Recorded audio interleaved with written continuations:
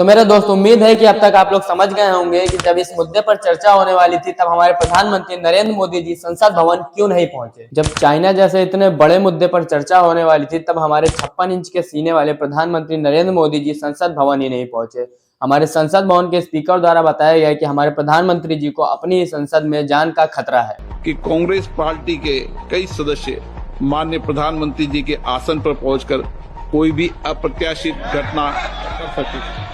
इसको टालने के लिए मैंने माननीय प्रधानमंत्री से आग्रह किया कि उन्हें सदन में नहीं आना चाहिए। इससे पहले जब संसद में राहुल गांधी जी ने जनरल मेजर मुकुंद नरवणे द्वारा लिखी गई ये किताब 4 स्टार ऑफ डेस्टिनी की चर्चा की, तब उन्हें विपक्ष समेत स्पीकर द्वारा ये कहा गया कि this book does not exist और पब्लिश, और उन्हें इस मुद्दे पर बोलने नहीं दिया गया। ये बात प्रधानमंत्री और अब मैं आपको ऊपर बता देता हूँ कि जनरल मेजर नरवणे जी ने इस किताब में लिखा क्या है।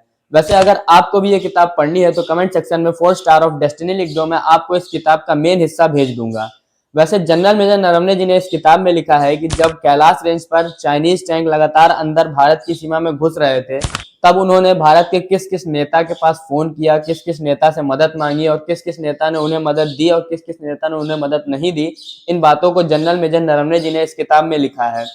और इसी समय हमारे प्रधानमंत्री नरेंद्र मोदी जी का इस मुद्दे पर यह राय था कि जो उचित समझो ये करो। और इस किताब में नरवणे जी ने यह भी लिखा है कि उस वक्त मैं एकदम अकेला था, मुझे किसी की भी कोई मदद नहीं मिली। तो मेरे दोस्त, उम्मीद है कि शायद अब तक आप लोग समझ गए होंगे कि जब इस मुद्दे पर चर्चा होने वाली थी तब हमारे प्रधानमंत्री नरेंद्र मोदी जी संसद भवन क्यों नहीं पहुंचे। तो मेरे दोस्त, एक तरफ कहा जाता है कि स्ट्रॉन्ग लीडरशिप और दूसरी तरफ जब इतने बड़े मुद्दों पर जवाब देने की बारी आती है तब कुर्सी खाली मिलती है, क्योंकि विपक्ष उनसे सवाल पूछना चाहता था कि आखिर उन्होंने ऐसा क्यों कहा कि जो ठीक लगे वो करो। और मेरे भाई, इस मुद्दे में सबसे अहम बात यह है कि जब इस देश का प्रधानमंत्री ही अपनी संसद भवन में सुरक्षित नहीं है तो फिर मैं ये कैसे मान लूं कि मैं और इस देश का हर एक नागरिक इस पूरे देश में हर जगह सुरक्षित है।